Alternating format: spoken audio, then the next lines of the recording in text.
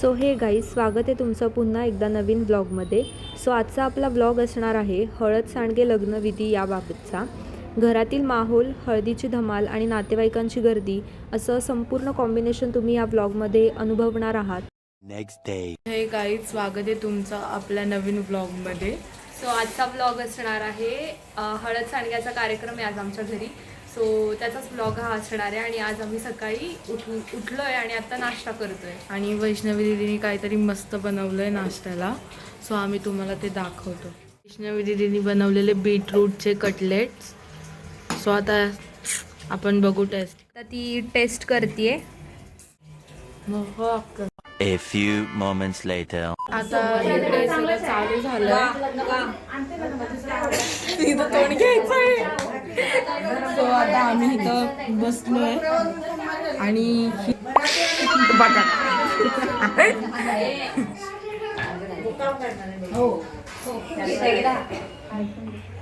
So इथे चालू आहे आणि आम्ही रांगोळीचं काय हाल केलंय.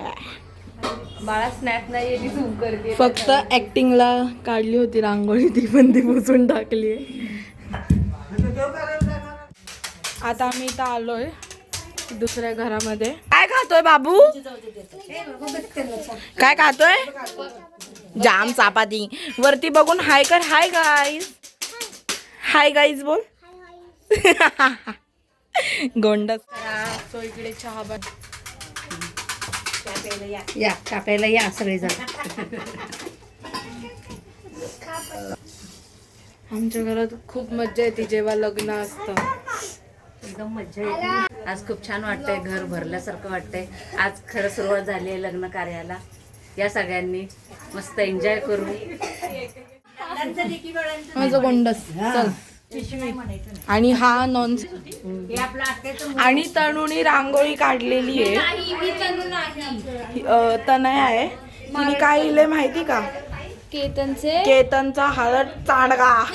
दिसतंय बघ अजून पण चांडगा. तिने एवढं चुकीचं लिहिलं होतं हळद चांडगा. चांडगा अजून पण नाही केलं. चांदगे.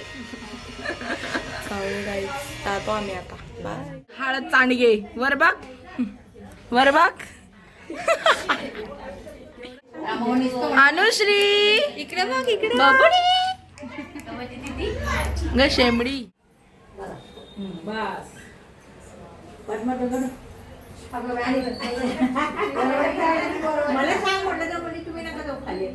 वैष्णवी दीदी रांगोळी काढतीये.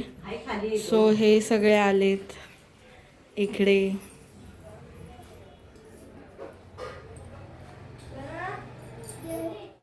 सो या काही क्लिप्स आहेत हळद आणि सांडगे या विधीच्या. आपल्याला माहीत आहे की हळद ही शुभता, पवित्रता आणि नव्या सुरुवातीचे प्रतीक आहे. त्याचप्रमाणे लग्नाची सुरुवातही सुद्धा याच विधीमुळे होते.